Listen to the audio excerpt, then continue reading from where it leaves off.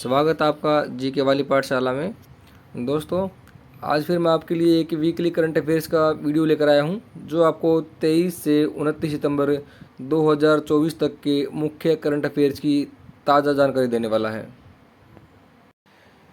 इस वीडियो में मैं आपको पूरे हफ्ते घटित होने वाले सभी घटनाक्रम की जानकारी देने वाला हूं और उम्मीद करता हूं ये जानकारी आपको बहुत ही पसंद आने वाली है। तो आइए शुरू करते हैं आज का ये नया वीडियो।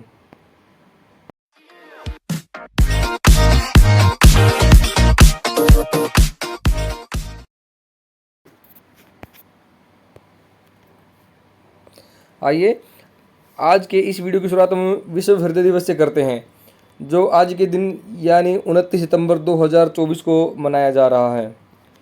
अब इसके साथ आपको हृदय से संबंधित कुछ अन्य जानकारियाँ भी दे दें जो आपके लिए बहुत ज़रूरी हैं। तो सबसे पहले बात करते हैं हम हृदय है क्या। हृदय एक पंपिंग अंग है जो हमारे शरीर के सभी हिस्सों तक रक्त भेजता है। अब हम बात करते हैं हृदय के वजन की। एक वयस्क व्यक्ति के दिल का वजन महिलाओं में 250 से 300 ग्राम और पुरुषों में 300 से 350 ग्राम का होता है। यानी पुरुषों और महिलाओं में दोनों में हृदय का वजन अलग अलग होता है। महिलाओं का वजन पुरुषों से कम होता है। दिल का वजन और आकार उम्र के साथ बदलता रहता है। अब बात करते हैं दिल कहाँ पर होता है। दिल फेफड़ों के बीच छाती की हड्डी के पीछे और थोड़ा बाईं ओर होता है। अब हम बात करते हैं दिल के कितने कक्ष होते हैं। दिल में 4 कक्ष होते हैं, बायां और दायां आलिंद और बायां और दायां निलय।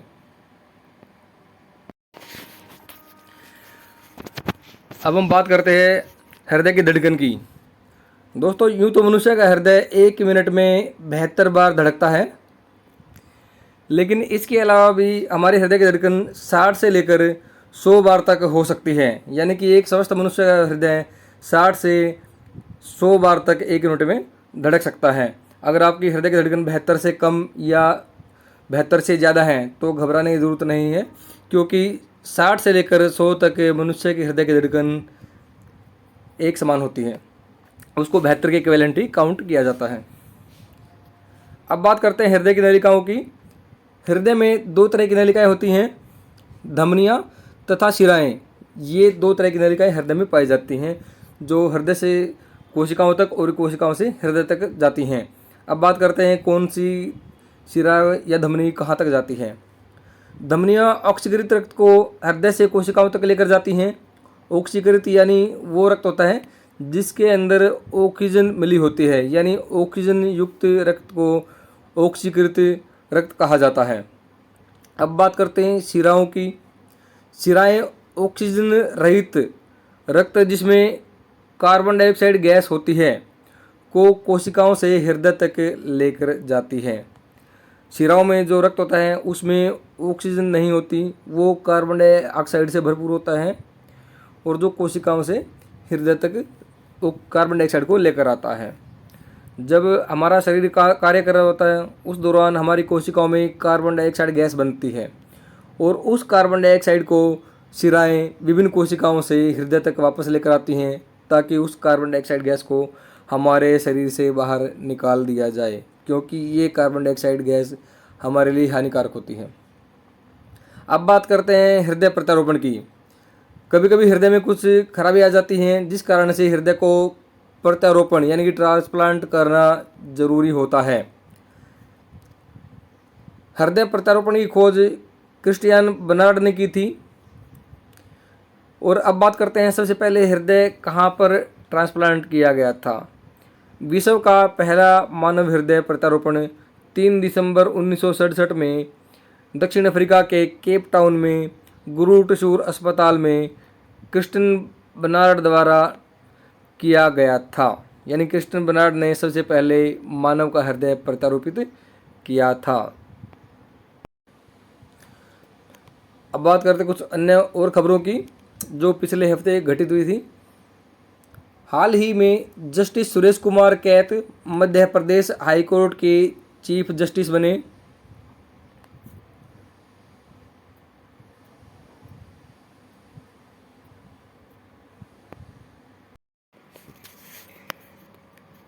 आइए अब बात करते हैं अन्य खबरों की, भारतीय रेलवे ने रेल रक्षक दल का गठन किया। नई रेल सुरक्षा प्रणाली कवच 4.0 का ट्रायल हुआ। अब बात करते हैं कवच है क्या भाई, इस प्रणाली में ऐसा क्या है जो रेलवे को सुरक्षा प्रदान करेगा। कवच एक डिवाइस है जो दो ट्रेनों की टक्कर को रोकने का काम करता है। हरिणी अमरसूरिया श्रीलंका की प्रधानमंत्री बनी। हाल ही में वित्त मंत्री निर्मला सीतारमण ने उज्बेकिस्तान में AIIB यानी कि एशियन इंफ्रास्ट्रक्चर इन्वेस्टमेंट बैंक की बैठक में भाग लिया। अब बात करते हैं हुरुन इंडिया की। हुरुन इंडिया अंडर-35 लिस्ट में ईशा अंबानी और परिता पारेख को सबसे कम उम्र की महिला के रूप में शामिल किया गया। ईशा अंबानी और परिता पारेख को। अमेरिका ने कतर देश को वीज़ा फ्री किया। इसके तहत कतर के नागरिक बिजनेस या ट्रैवलिंग के लिए 90 दिन तक अमेरिका में रह सकेंगे। यानी अमेरिका में कतर के लोगों को 90 दिन तक वीज़ा की आवश्यकता नहीं होगी यदि वे बिजनेस या ट्रैवलिंग के लिए जा रहे हैं। तो अगर इससे ज़्यादा आपको वहाँ रुकना है तो उनको वीज़ा की आवश्यकता पड़ेगी।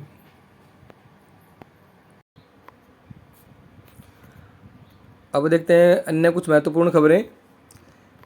केंद्रीय कपड़ा मंत्री द्वारा परिधि 24x25 का शुभारंभ किया गया।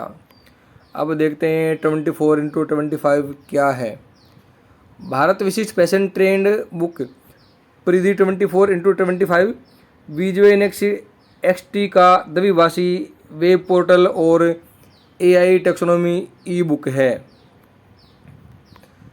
पूर्वोत्तर राज्य मणिपुर को उग्रवाद मुक्त राज्य घोषित किया गया। राष्ट्रीय पर्वतारोहण और साहसिक खेल संस्थान NIMAS की एक टीम ने अरुणाचल प्रदेश में तवांग पश्चिमी कामेंग इलाके में स्थित हिमालय के गोरीचेन रेंज में एक एनाम और अनछुई MSL 20,942 फीट ऊंची चोटी पर सफलतापूर्वक चढ़ाई की। अनछुई चोटी जहां पर कोई नहीं पहुंचा था वहां पर इन्होंने चढ़ाई की। फिर टीम ने इस चोटी का एक नाम भी रखा है। टीम ने इस चोटी का नाम परम पावन छठवें दलाई लामा रिगजेन तसांगयांग ग्यात्सो के सम्मान में तसांगयांग ग्यात्सो पीक रखा है। 25 सितंबर को विश्व फार्मासिस्ट दिवस मनाया गया।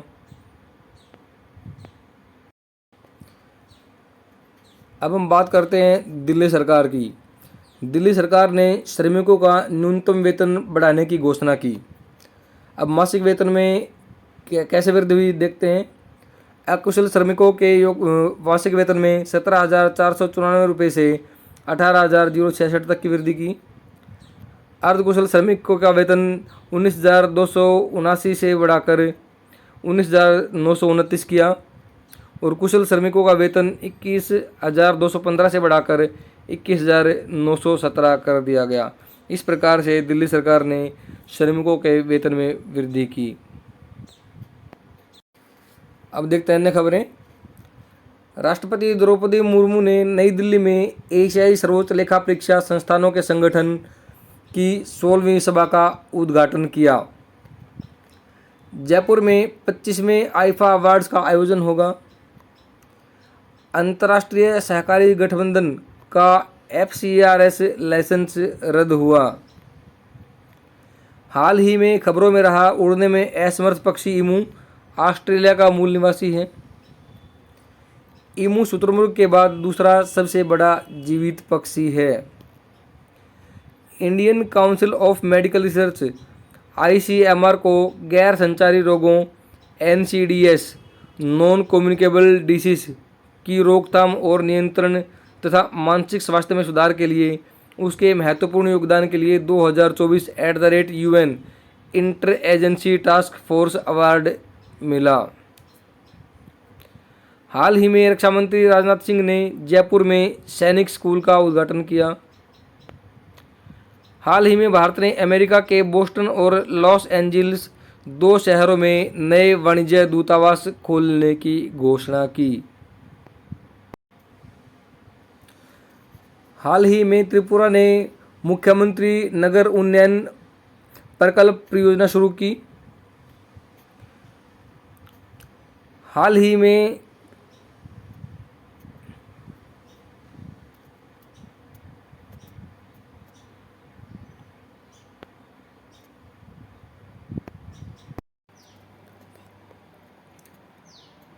में प्रधानमंत्री श्री नरेंद्र मोदी जी अमेरिकी दौरे पर गए। वहां उन्होंने अमेरिका के डेलावेयर में क्वाड लीडर समिट में भाग लिया। भारत ने जम्मू कश्मीर चुनावों का निरीक्षण करने के लिए विदेशी राजनयिकों को आमंत्रित किया। नुकसान और क्षति कोष से 2025 तक सहायता वितरित करने की योजना बनाई गई। केंद्र ने 8 उच्च न्यायालयों में मुख्य न्यायाधीशों को नियुक्ति की। अरुंधति राय ने Mother Mary Comes to Me पुस्तक लिखी। यह उनकी आत्मकथा है। लाटो कारगिल लद्दाख की नाजिरा बानो ने गुजरात के वडोदरा में पहली खेलो इंडिया महिला ताइक्वांडो लीग में अंडर 30 पूमसे श्रेणी में स्वर्ण पदक जीता।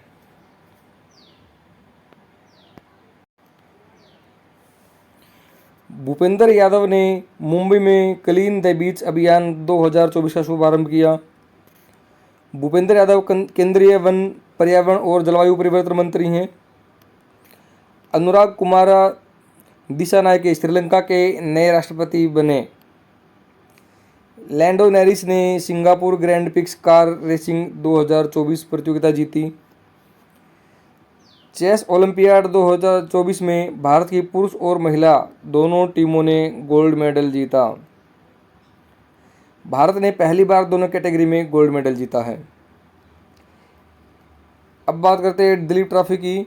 इंडिया ए ने दिलीप ट्रॉफी जीती। भारत की ओर से फिल्म लापता लेडीज को ऑस्कर 2025 के लिए भेजा जाएगा। हाल ही में जर्मनी में कोविड का एक नया वेरिएंट XEC पाया गया। भारतीय वायुसेना ने ओमान के साथ ईस्टर्न ब्रिज 7 अभ्यास किया। केरल ने लगातार दूसरे वर्ष राज्य खाद्य सुरक्षा सूचकांक 2024 में शीर्ष स्थान हासिल किया। हाल ही में विशाखापत्तनम में 19वां दिव्य कला मेले का आयोजन हुआ। आलोक रंजन राष्ट्रीय अपराध रिकॉर्ड ब्यूरो के निदेशक बने। गोवा के नौसेना युद्ध महाविद्यालय के तत्वावधान में गोवा समुद्री संगोष्ठी GMS 2024 का 5वां संस्करण हुआ। वर्ष का विषय था IOR में आम समुद्री सुरक्षा चुनौतियां, अवैध, अप्रतिबंधित और अनियमित मछली पकड़ने और अन्य अवैध समुद्री गतिविधियों जैसे गतिशील खतरों को कम करने के लिए प्रयास करना है। हाल ही में IMCR को UN inter agency task force award मिला। पुणे एयरपोर्ट का नाम बदलकर जगतगुरु संत तुकाराम महाराज पुणे इंटरनेशनल एयरपोर्ट कर दिया गया। अभी गुरु कौन थे, आइए देखते हैं। संत तुकाराम 17वीं शताब्दी के एक महान संत और कवि थे। दोस्तों, उम्मीद करता हूँ ये जानकारी आपको ज़रूर पसंद आई होगी, और अगर आपको ये पसंद आई तो इस वीडियो को लाइक, शेयर और सब्सक्राइब करना मत भूलिएगा।